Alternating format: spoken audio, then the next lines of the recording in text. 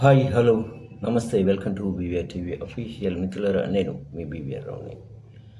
Andhra Pradesh mega DSC sports కోటాలో DSC ఏదైతే ఉందో ఆ వ్యవహారం మీద చాలా గందరగోళ పరిస్థితులు ఉన్నాయి.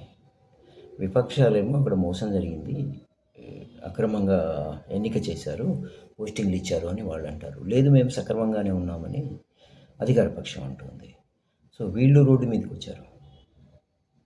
తర్వాత వాళ్ళు రోడ్డు మీదకి వచ్చారు, ఎవరైతే ఎన్నికయ్యారో వాళ్ళు కూడా. అయితే నేను ఒకటే అడుగుతున్నాను, ఎవరైతే ఇప్పుడు మేము సక్రమంగా మాకు అపాయింట్మెంట్ వచ్చింది, మేము కరెక్ట్గానే ఉద్యోగం చేస్తున్నామని చెప్పుకునే వాళ్ళు ఎవరైతే ఉన్నారో, కనీసం వాళ్ళలో ఒక 10 మందో 20 మందో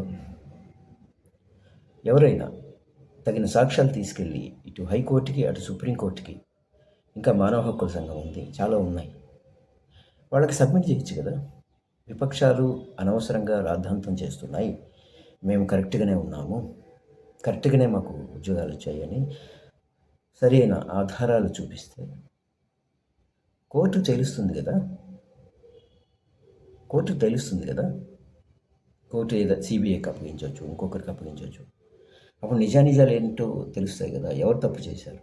ప్రతిపక్షాలది తప్ప, అనవసరంగా వాళ్ళు గవర్నమెంట్ని బదనాం చేస్తున్నారా ఏమిటి అని తెలిసిపోతుంది కదా. ఈ గొడవ ఎందుకు? సిబిఐ ఎంక్వైరీ వేయండి. సిఐడి, సిబిఐ, ఈడీ ఇవన్నీ ఎందుకు? దర్యాప్తు సంస్థలే కదా, ఇలాంటివి తేల్చడానికే కదా వాళ్ళు ఉన్నారు. ఒకసారి వేయండి. ఇప్పుడు మీరు ఎవరైతే అపాయింట్ అయ్యారో వాళ్ళు డిమాండ్ చేయండి ఇప్పుడు సిబిఐ ఎంక్వైరీకి, మేము కరెక్ట్గా ఉన్నాము, సో మమ్మల్ని ఇది చేస్తున్నారు, వచ్చిన ఉద్యోగాలు తీసేయాలని చూస్తున్నారు, మాకు అన్యాయం జరగబోతోంది అని ఒకసారి మీరు సిబిఐ ఎంక్వైరీకి డిమాండ్ చేయండి, సుప్రీంకోర్టుని డిమాండ్ చేయండి, రాష్ట్రపతిని డిమాండ్ చేయండి. తెలిసిపోతుంది కదా. ఎందుకు ఈ రాద్ధాంతం? వాళ్ళేదో అన్నారు, మేము కరెక్ట్గా ఉన్నాము, మేము చేయట్లేదు, ఇవన్నీ కదా. ప్లీజ్ ఒకసారి అప్రోచ్ అవ్వండి మీరు. Thank you.